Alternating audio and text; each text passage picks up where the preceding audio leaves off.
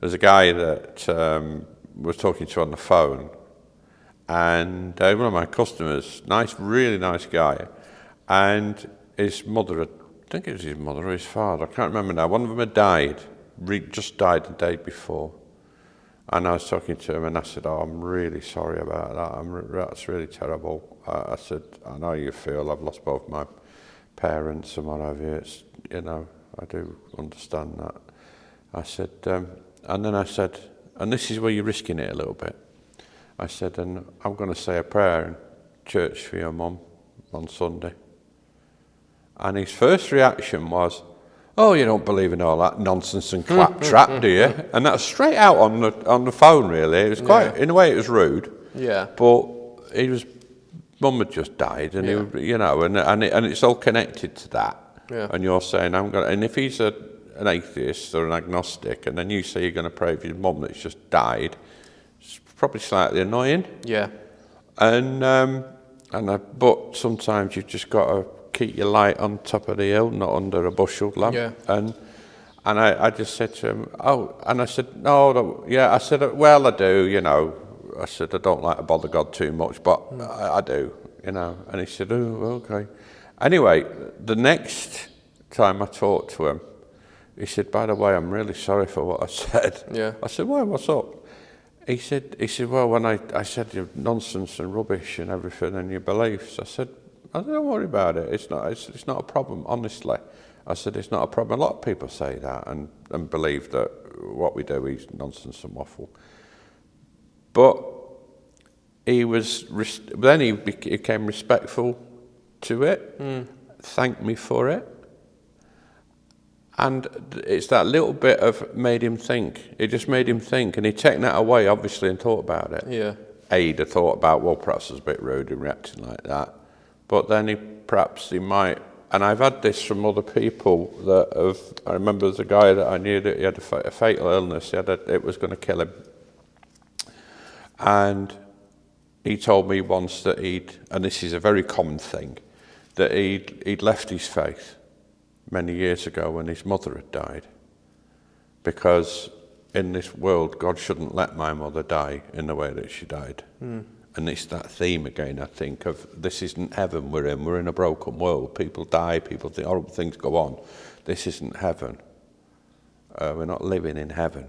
So God will not prevent these things, or can't prevent these things, if we're living our lives in a way that is not as he wished us to. So he sort of said, well, my mum died in this way, so he said, I gave up believing in anything at that point, I said, okay. And then he became ill. And then he became very ill, and he became terminal. And I said to him, I'm going to pray for you this week. He said, thank you, I'd really appreciate that. So it's funny how your position can change depending on your own personal circumstances. Yeah.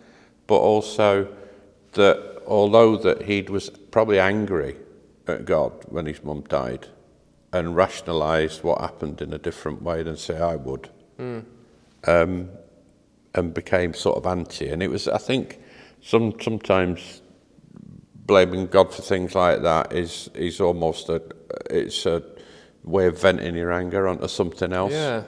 Well, it's natural to be angry at God. It is, and you've got to find a target for it. And everybody's being nice to you at the time. Yeah. Where's your target?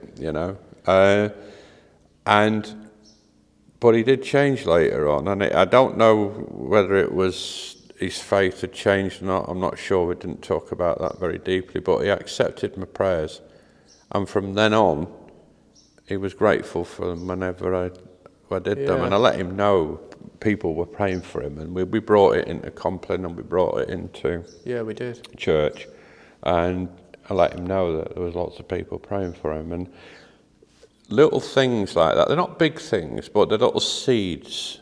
So not putting your height under a bushel basket. Yeah. It's not about going out there and standing on a street corner shouting that Jesus is coming and you're all going to be, it's about I think it's about little seeds. Yeah. Lots and lots of little seeds everywhere. Little kindnesses. Little kindnesses, and not just kindnesses like a Cub Scout would let a lady over the road, but an indication of where it's coming from. Yeah. And we're talking about leading by example, weren't we? Yeah.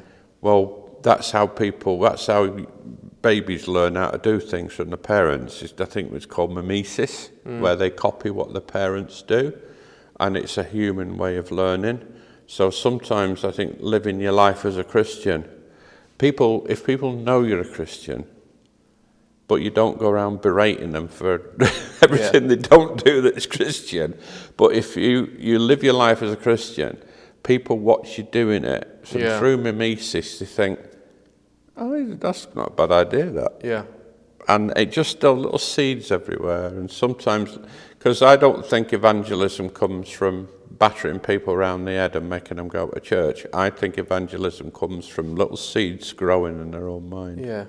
You know. Yeah, I've often thought, if you're screaming at people, for every one person you do convert, you've scared 10 people away, if not 100. Oh, yeah. I've seen, I think it's quite counterproductive. Yeah. I used to see people coming to the back of church, and everybody wants them, come to sit at the front. But there's a reason that they're at the back.